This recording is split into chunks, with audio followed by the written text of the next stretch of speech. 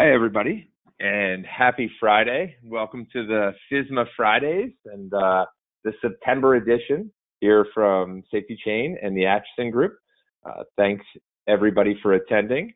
For some of you that have attended before, you're quite familiar with what FSMA Fridays is. For some of you first time joining, sit back, relax, grab a little coffee maybe, and buckle up for a fun ride, right? So what the FSMA Fridays are, for any of you that are new, we go through just a monthly update, really. An update around different regulation changes or updates, industry trends that we're seeing. And we also supply this framework for a little Q&A from our friends with the Acheson Group, the TAG group. So hopefully it'll be quite informative today. We're looking forward to the topics. This is produced and put on by the Acheson Group, TAG, and by SafetyChain Software. We are your sponsors here today as we go through the FSMA Friday. And just a couple kind of housekeeping notes or tips up front. There is a question and answer that's available, so I will check the questions that come in throughout the presentation here today. On the right side of your panel, for any of you new to GoToMeeting, you can expand out that little panel button and you can see a question box there. Please feel free to submit questions in throughout the presentation, and we'll roll those up at the end.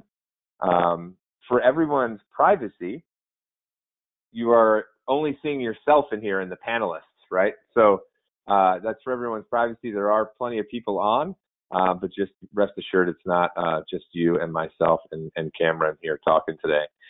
We will send out a recording link as a follow-up, so everyone has that. If you have any audio issues, sometimes that comes from using your computer. If you're not using GoToMeeting all the time, I would suggest dialing in on the dial-in number there on your right. But most importantly, what we'll cover today, we're going to go through a little brief FSMA update, a quick crash course in food defense, and then, like I said, we'll get to the audience Q&A. So maybe about 15, 20 minutes of content. We'll go through some questions here today, and we'll kick off our weekend in the right way. Last piece from me, really, before we start diving into this, I'd like to welcome, and Cameron, maybe you can say hi, Cameron Prince from the Acheson Group. Could you say hi, Cameron, so everyone can hear your voice? Yeah, for sure. Thank you, David. Hi, everyone, and look forward to the session today. We can't be more excited about having Cameron on these calls. For those of you who are regular attendees, you know that the list is pretty extensive. For some of you new folks, the knowledge and expertise that Cameron brings to this conversation is exciting. Has a boatload of years. I think we have some folks here that might say instead of 30 years, Cameron, 0.3 centuries in industry experience. So congratulations on that, right? And obviously has spent a lot of time at CFIA and helping them in tandem with some of the regulations that we've seen come out with FSMA as well. And we're gonna focus on those. Cameron's going to be your main presenter. I'll kind of be walking you through this a little bit today, playing a little bit of color commentary for everyone. Hopefully you won't get sick of hearing my voice. But Cameron, if you wouldn't mind, maybe we can just roll up our sleeves a little bit and let's dive into maybe a good FSMA update. And I think this slide kind of points out two bullets that might be exciting to talk about. Yeah, for sure. Actually, for this FSMA Friday, we've got a couple of topics. Sometimes there isn't a lot of news coming out of FDA on a FSMA Friday, but this time we have two items that are fairly important. For those of you, particularly in the produce sector, great news that the FDA and the National Association of State Departments of Agriculture have a new agreement on implementation of the produce rule. And I think this is, there's significant amount of money, I believe it's over $1 million available to states for training of their inspectors and to working with industry to implement the produce safety rule. And I think the significance of this is that it shows the continued very strong commitment by FDA to implement the rule, to go ahead with it. This is a great partnership, and it also emphasizes that FDA is looking for a strong national food safety system through a partnership with the states. The states, of course, are doing the actual work on the farms as opposed to FDA for the most part. So it's very important that those frontline state inspectors have the background and the training and the expertise, know the rule, and can work with industry for implementation. The other bit of news that came out just in the last few days, that and for most of you know, the intentional adulteration rule, the food defense rule, has been top of mind for the last almost a year now. A lot of companies are working very hard to implement food defense plans. So the fact that FDA has released a new plan builder tool is super important. And I think an important element of this is that this plan builder, the updated one, is fully in alignment with the rule. Unfortunately, the first plan builder that was put out was not completely in alignment with the rule. So for any of you who may have built your plan based on the previous plan builder guidance, you might want to go back or you should go back and have a look at that and make sure that your food defense plan is updated. So I think this is a great tool that FDA's put out there. So great tool. Sounds like a little bit of extra work on Cameron, a little bit of extra work on everybody's side, but it sounds like at least in our conversations that, to your point, good to go back through and check, but the baseline's still there, right? It just may not have had a couple some of the specifics you might want to pay attention to as you're rebuilding that using the new plan builder. True? Yeah, that's right, Dave. And also I want to mention that the rule requires an individual in each operation that has been trained on the food defense rule, and we have now 2 lead instructors for that available at TAG. So if anybody needs help with their food defense plan, needs a certified trainer, we're certainly available to help on that. So I think we could move to the next one, Dave. Perfect. So then a little bit more granular here, right? We're getting into some importer preventive controls. Absolutely. Yeah. And I just want to correct that one of the slides at the beginning mentioned that we were going to be diving into food defense. In fact, the topic today is Canadian-based. Of great importance, though, to U.S. companies that are doing business in Canada, and there are a lot of them, as many of you will know. It's a pretty open border back and forth, particularly for FDA-regulated products between Canada and the U.S. So we're going to talk about importer, that's importer to Canada, preventive controls under the new Safe Food for Canadians regulations.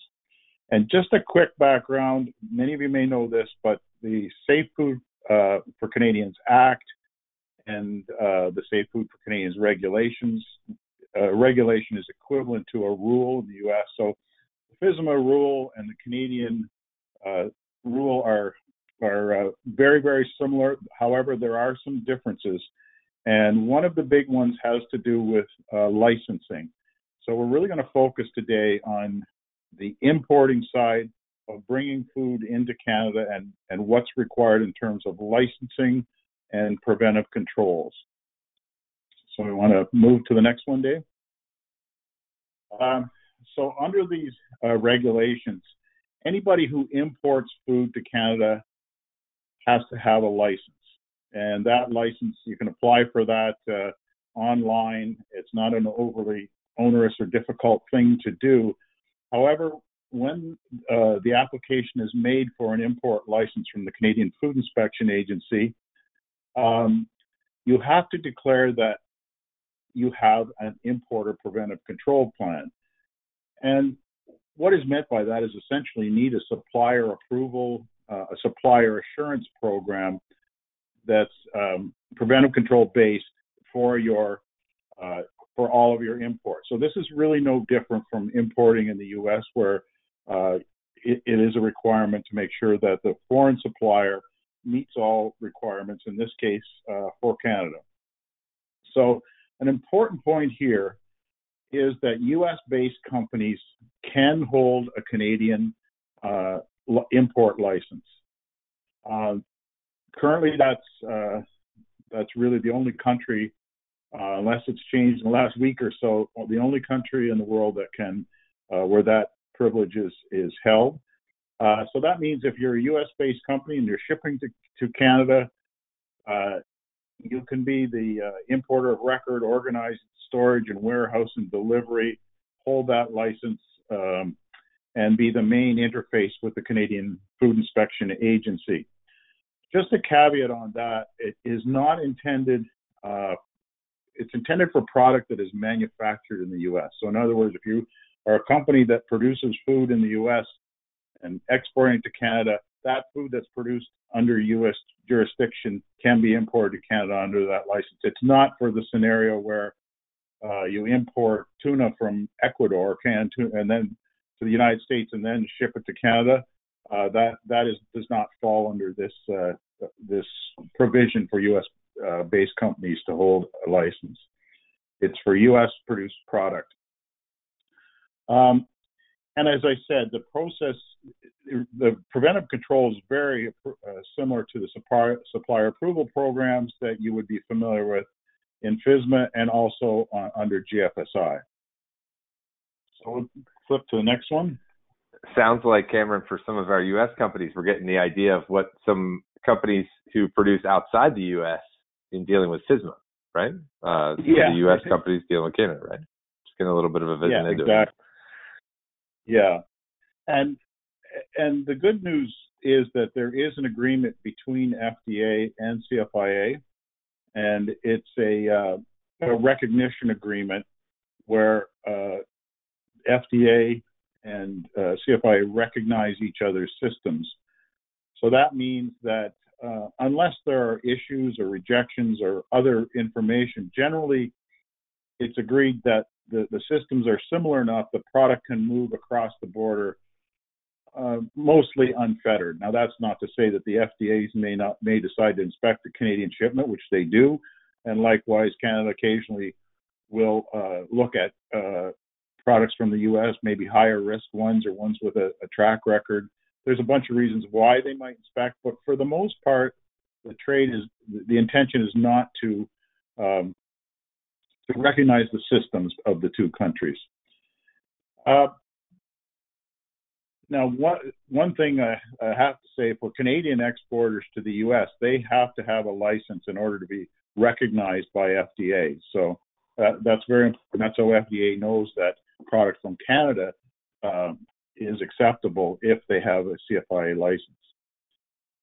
So the one big difference from FSMA and Safe for Canadians preventive controls, in Canada they've taken a very broad approach to preventive control. So you'll see in FSMA it's very much food safety oriented. In Canada, you're required in your preventive control systems to have ways of guaranteeing or monitoring that other regulatory requirements are met. Now, these are things like labels, claims, weights, where grades apply, or the grades are applied properly, standards of identity, etc. Not a huge difference, but it means that there are non-food safety requirements in the preventive control plans for a Canadian import license. So if you're accessing U.S. product, there has to be some provision that ensures that U.S. product meets, for example, the labeling requirements in Canada. That's not really any different than what exists now, but it's now has to be part of the preventive control plan. So this means that importers need to have detailed information on all suppliers, their products, their processes, and hazards, like any supplier approval program. And a hazard analysis has to be done on so an assessment of the potential hazard associated with all of these imported products, not a new concept. Next slide, please, Dave.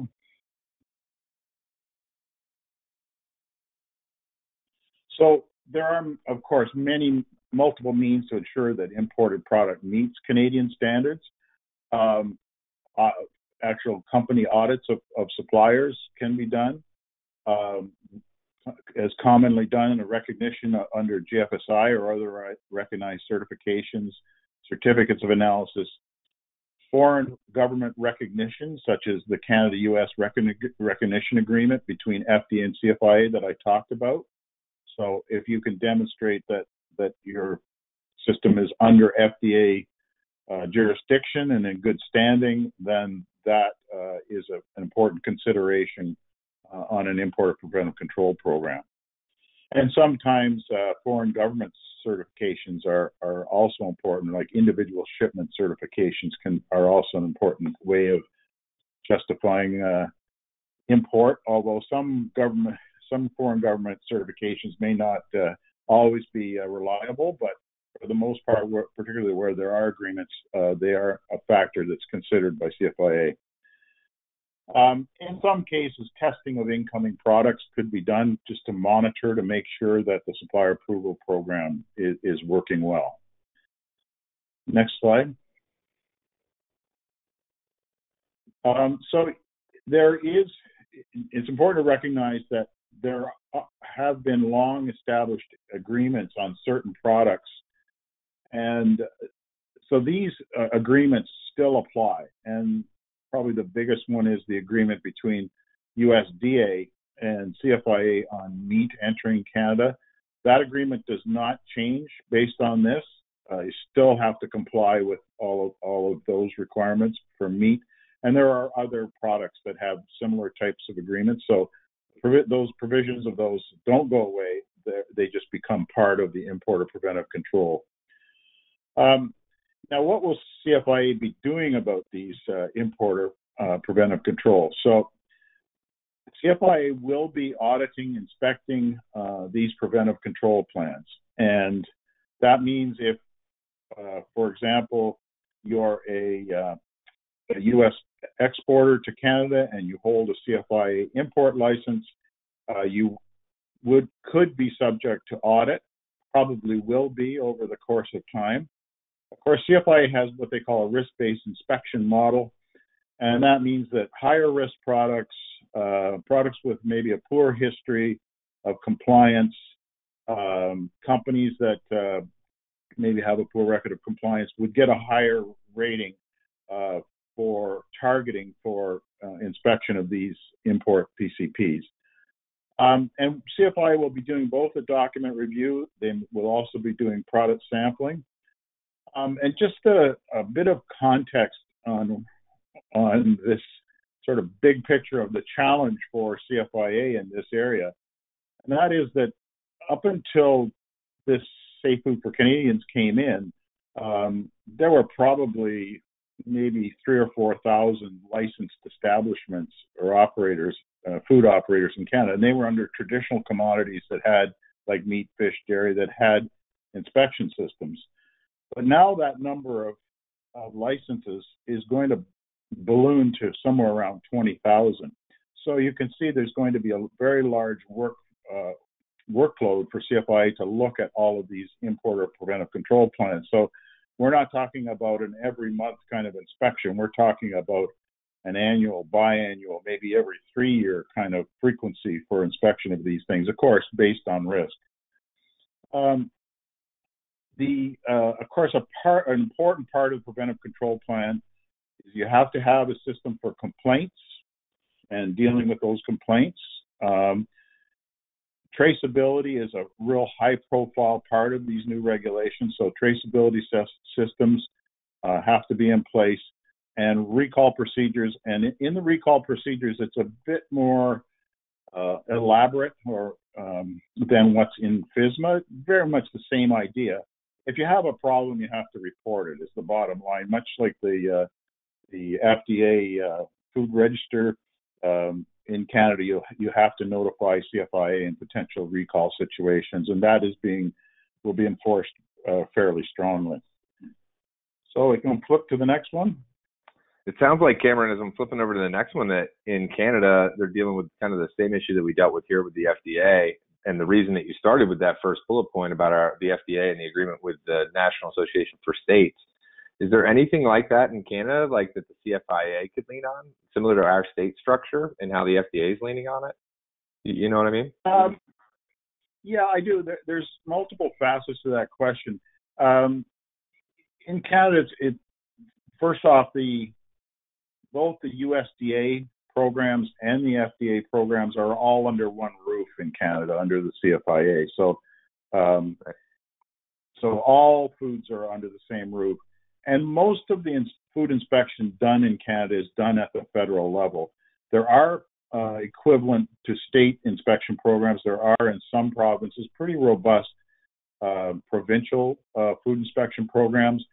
But for the most part, a huge percentage of the food produced in Canada is exported. And as soon as it's exported or goes between provinces, it comes under federal jurisdiction.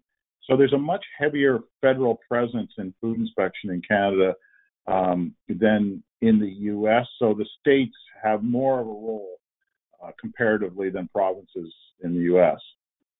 I don't know if that answers your question, Dave. Yeah. But it's very similar. Yeah. I didn't mean to digress, but that expansion of like all of a sudden tens of thousands of licenses, right, that you need to abide by sounds like a familiar scenario that we all ran into here. So sorry for digressing. Oh, it's interesting. No, it's true. And imports have been a challenge for a decade or so, or that FDA has been working on and has made big improvements, and the same thing in Canada. And it all goes back to the melamine and other incidents like that that drove a lot of this. So the timelines for this are the whole thing is being phased in, and the Safe Food for Canadians is a couple years behind FSMA. So the importers of what we call registered commodities, or the commodities that had already had inspection programs in place, such as meat, fish and seafood, dairy, eggs, maple, they already have had to comply since January 2019. So anybody in that business already has should already have their license. And this applies to both manufacturing and importing and distribution for that matter. But if you're importing, say, flour or baked goods or confections or snack foods, those kinds of things that are not in those traditional commodities, and there's a whole lot of them, the deadline is actually mid-2020. So if you're an importer or exporter from the U.S. to Canada of potato chips, you don't have to have this license until mid-2020. But it's, time's passing by, and it's time, if you're needing to do this, now is the time to get ready for that. Get your license and get your importer preventive control plan.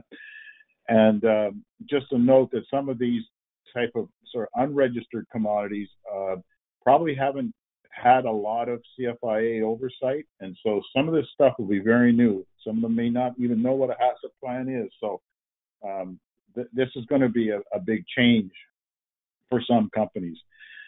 This next bullet, what I'm trying to say here is the CFIA website section is use the CFIA website. It's actually very good. It's very helpful on determining whether you need a license, when you need a license, or what they have templates of importer preventive control programs, and so there's all kinds of great information in there. Ultimately, you got to do the homework on your own, but there's some good resources there. And just looking at time, yeah, okay. There's a section on the CFIA website called My CFIA. That's where you buy your license. It's $150 Canadian for 2 years. And just a last point here, at the Acheson Group, we do have experts on the Safe Food for Canadians Act, and we're super happy to help any companies with detailed or specific questions. We can advise you on what you may need to do in your company to comply with this. So I think that's the last of my slides, Dave, if I'm not mistaken, and so I'll turn it back to you. Cameron, that's always informative, man. I appreciate it, and I think it's exciting. There's a bunch of questions that have been coming in here, and I think we can dive into a couple. Let me see here as I was trying to make sure I had all my screens pulled up right. One of the first questions I saw that came in, Cameron, just to kind of get us started, as a U.S. company selling food products in Canada, is it better for me to hold an import license or partner with a Canadian company to import my products? Hopefully. Okay, thanks. You got that. It's a good question. And if you're a U.S. company, either who hasn't sold in Canada before, is contemplating it, or you've just started, you may not have a company that you're working with in Canada to import. You really don't need to have one. You can have your own license and do business in Canada. Whereas there are other companies who have long established relationships with a Canadian company, and they find it easiest just to say to their Canadian partners, well, why don't you be the importer of record and hold the license, and we'll work it out that way. So I would say that it really depends on your individual situation. For those who are new to exporting to Canada, it's probably wise to get a little bit of advice, and certainly I would advocate that you hold your own license in Canada. It should work just fine, and that way you have the advantage there is you have a bit more control of the process. Of course, you have to deal with all the headaches of clearing customs, but customs brokers can be hired to look after all of that. So that's a short answer to the question. Well, I think we have a follow-up here, too, as I'm looking at the questions. So the question is specific. Do I need a license if a Canadian company orders products from us in the USA? No. If you have a Canadian customer calls you up, wants you to ship them something, and they are the importer of record for customs purposes, and it's up to them to hold a license if they're buying your product. But again, the scenario may be some U.S. companies import the product themselves, put it into a warehouse, and then sell it out of that warehouse and distribute it to Canadian customers on an order by order basis. So that's a different scenario where it'd probably be smart for the U.S. company to hold the license. Got it. A little bit of a change up from the license question. What about, does this also affect pet food? So the question is, safe food for Canadians, importer controls, do they apply for pet food as well as human food? No. People food? No. Okay.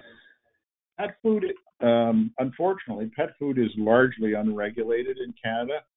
So there is no, there are two acts in Canada. One is the Health of Animals Act, which has to do with livestock, mostly farm animals, control of animal diseases, and so on. And there are some provisions in there about pet food. Obviously,